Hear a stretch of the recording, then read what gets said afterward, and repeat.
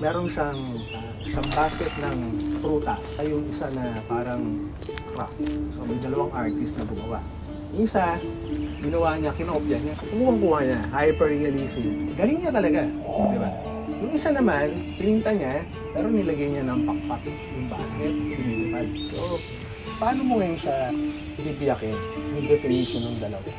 Yung isa yung nagtinta ng magaling, ang tawag doon, para sa akin, ang pinakita niya lang, yung skills lang. Yung creative mind, nandun yun sa isa.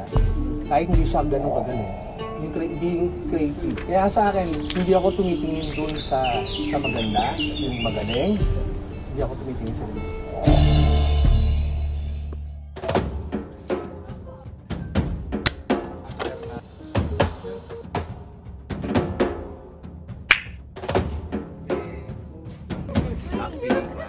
Ito yung metal cladding.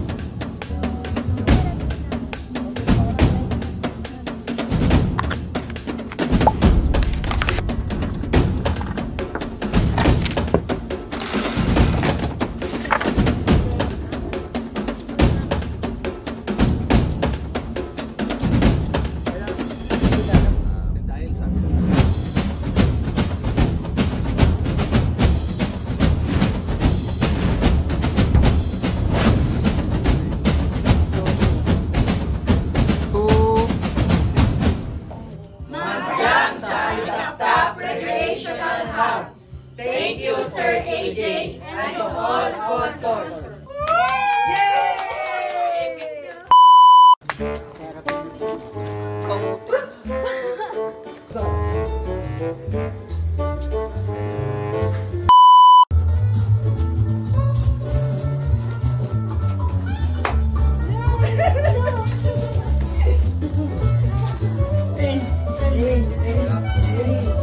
Magkakapart.